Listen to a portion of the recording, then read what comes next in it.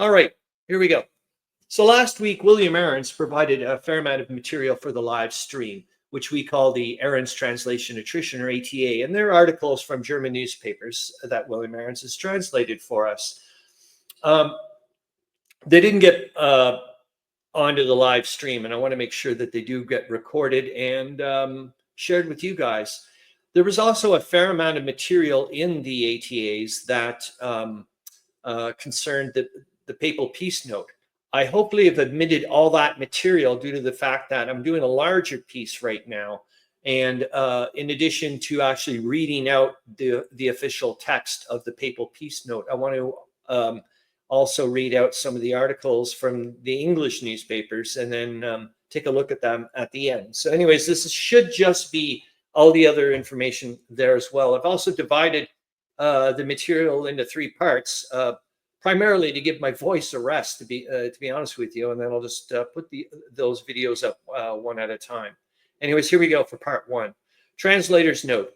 The report, which comes from the higher headquarters concerning the Western and Eastern fronts, was published in the Saturday, August 18th, 1917 evening edition of the Berliner Nachrichten, Berlin's latest news. Berlin's latest news, Saturday, August 18th, 1917 evening edition.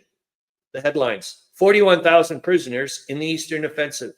A further 257 artillery pieces, 546 machine guns, and enormous quantities of war material were captured.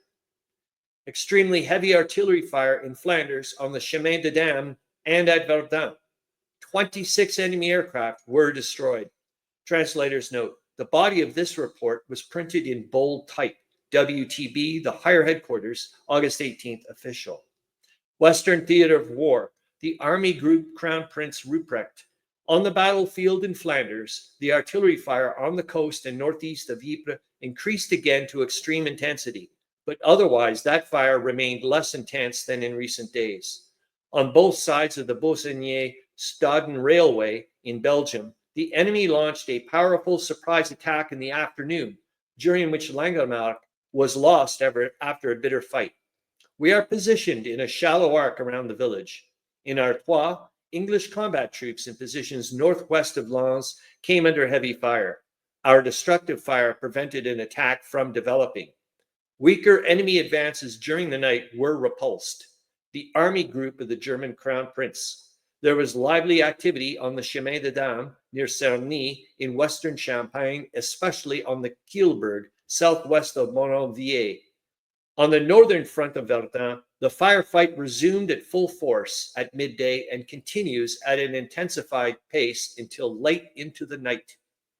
Aircraft and anti-aircraft guns brought down 26 enemy aircraft and burning 4 stationary balloons. First Lieutenant Dossler achieved his 26th, Air Cadet Sergeant Mueller his 22nd, and Lieutenant Goterman his 29th and 30th aerial victories in this case by shooting down his 13th and 14th stationary balloons.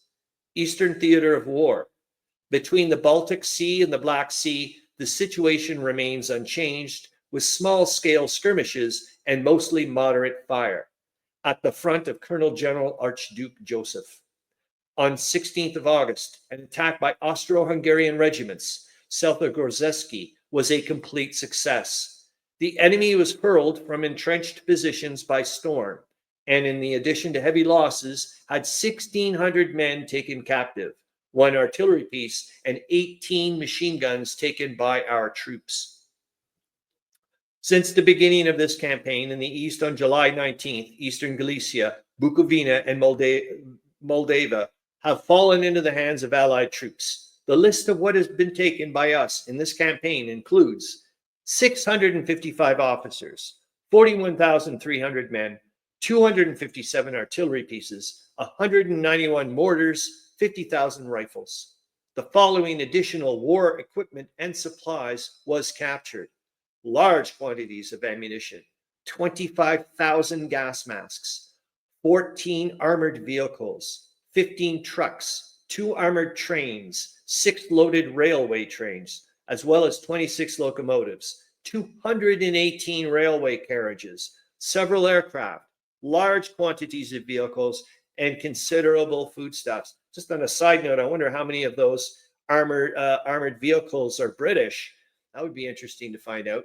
And boy, that seems like a lot of rail capacity lost.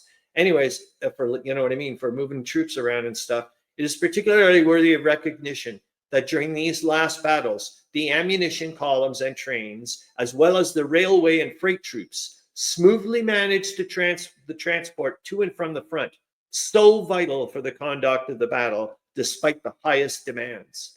Thanks to the prudent orders and the faithful performance of duty by officers, officials, soldiers, and civilian workers, all troop movements were carried out according to plan, and the combatants were provided at all times with the necessary supplies of ammunition, provisions, and other wartime necessities. In the West, despite enemy fire reaching far into the rear at several positions, and in the East, despite all the obstacles posed by the terrain and the weather, coupled with the extensive destruction, the first quartermaster Ludendorff. And that's the end of part 1.